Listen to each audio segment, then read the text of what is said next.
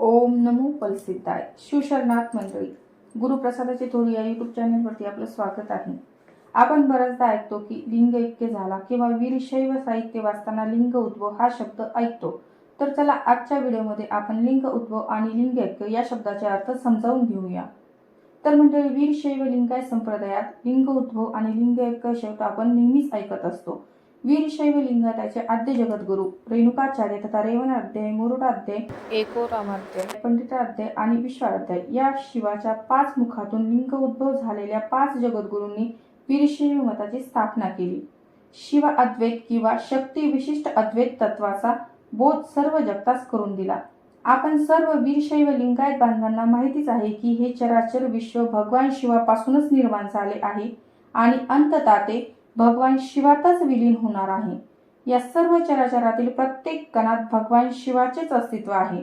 चला तर आपण एक श्लोक ऐकूया.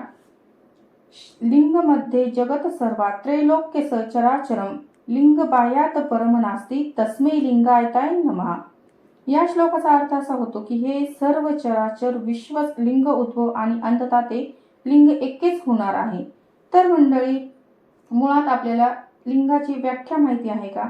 तर चर आणि अचर असा प्रपंच ज्याच्यापासून उत्पन्न होतो, ज्यात निवास करतो आणि शेवटी ज्यात विलीन होतो ते लिंग होय. आगमशास्त्रात परमतत्वाला लिंग असे म्हटले जाते, तर उपनिषदात त्याच तत्वाला ब्रह्म म्हणतात. वेदांतात ज्याला ब्रह्म म्हणतात त्यालाच सिद्धांतात म्हणजे आगमशास्त्रात लिंग असे संबोधले जाते. लिंग हे जगदादी अर्थात विश्व निर्मितीच्या आधीपासून अस्तित्वात आहे. तर मग आपण फक्त 5 जगद्गुरूंनाच लिंग उद्भव म्हणतो, बाकी कोणत्याच जीवाला लिंग उद्भव म्हणत नाही. सकल जीव लिंगातूनच निर्माण झाले असतील तर फक्त पंचाचार्यांनाच लिंग उद्भव का म्हटले जाते, असा प्रश्न आपल्यापैकी बऱ्याच जणांना नक्कीच पडला असेल. पण आपण बघतो की एखादा सर्वसामान्य वीरशैव व्यक्तीचा मृत्यू झाला तर आपण त्याला लिंग ऐक्य झाला असे म्हणतो.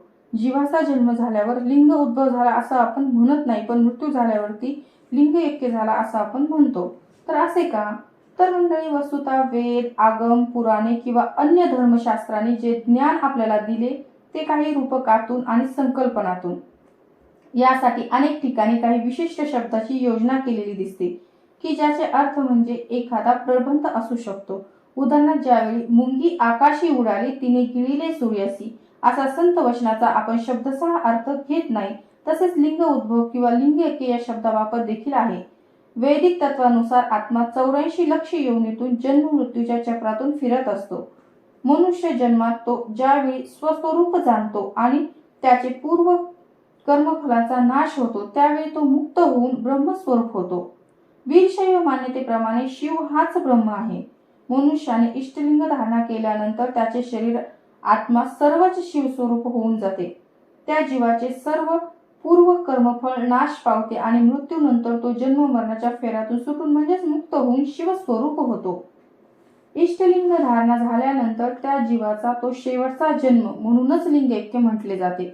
लिंग ऐक्य म्हणजे त्या जीवाचे शिवात विलीन होणे, जीव शिव एक होणे म्हणजेच लिंग ऐक्य. आपण सर्व जीव हे अनंत काळापासून जन्म मरणाच्या फेऱ्यातून या मानव जन्मापर्यंत आलो आहोत व इष्टलिंग धारणेने आपला हा अखेरचा जन्म मानला तरी पहिला नक्कीच नव्हे. अनेक जन्माच्या कर्मफळाची पुट आपल्या जीवात्म्याला चिकटलेली आहेत आणि या पुटाखालीच आपला शिवांश कुठेतरी खोल दडलेला आहे. म्हणूनच या जन्मी आपण लिंग ऐक्य होणार असू तरी लिंग उद्भव नाही. लिंग उद्भव होऊन आपले हजारो जन्म लोटले आहेत.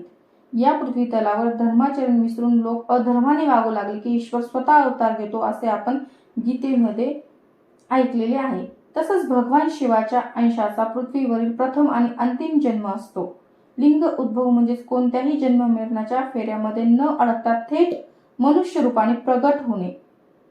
हा जन्म निसर्ग नियमानुसार माता पित्याच्या पोटीचा असतो, परंतु विशिष्ट कार्याच्या हेतूने आलेला तो साक्षात शिवाचा शुद्ध अंश आहे.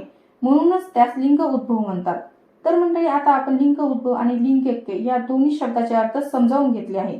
एका ठिकाणी मनमत स्वामी खूप छान प्रकारे म्हणतात बघा, ज्याचा प्राण लिंगी भरला तो कैसा असे देही उरला, लिंग गेलिया देही संचारला पिशावत जाणीजे. तर याचा अर्थ काय होतो मंडळी? वीरशैवांचा प्राण हा लिंगमय होतो. लिंगाशिवाय त्याचा देह वेगळा राहू शकत नाही.